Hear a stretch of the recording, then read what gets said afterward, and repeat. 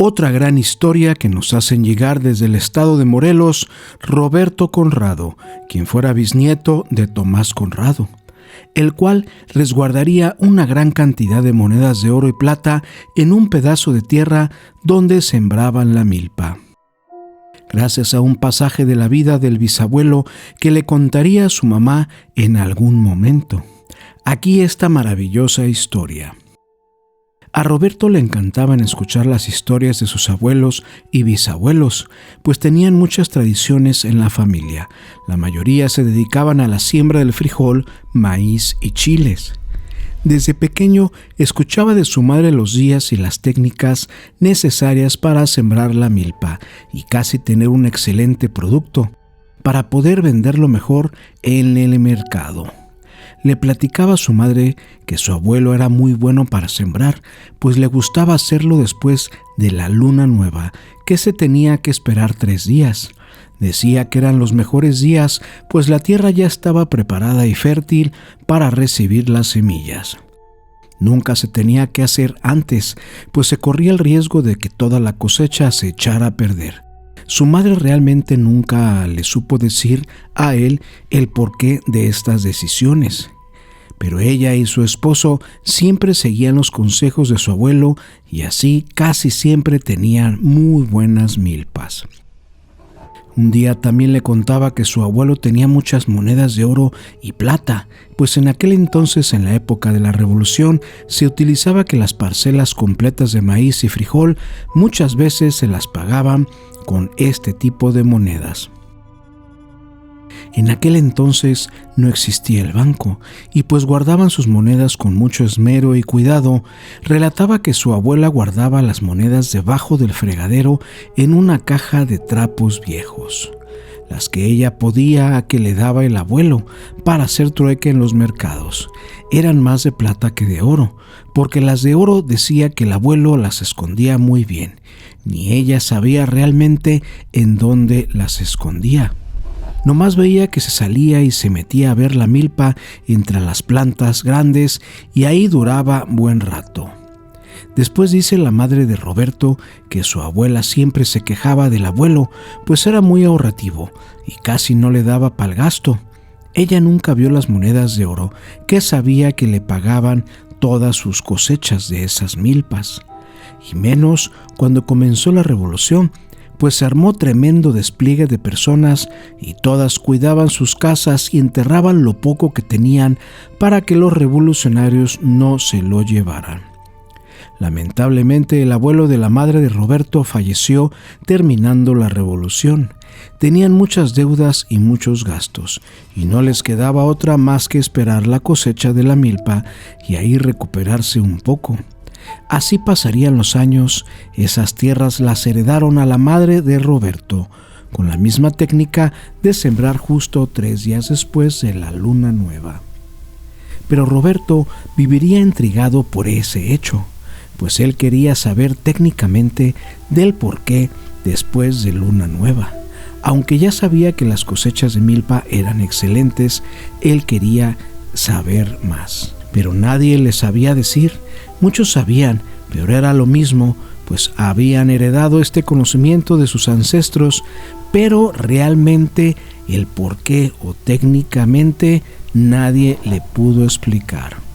Hasta que ya en la universidad, Roberto le pregunta a un ingeniero agrónomo y este le comenta lo siguiente.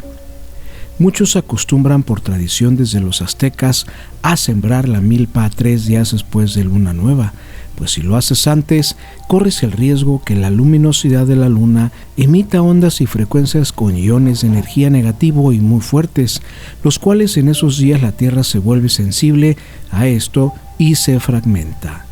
También la convierte en esos días prácticamente infértil. La luna tiene un campo muy denso de vibración energética por la cual controla y gobierna muchos ciclos de la Tierra, como las mareas, los sentimientos de las mujeres y sus ciclos, así como cambios psicológicos en todos los seres humanos, y así también en algunos animales.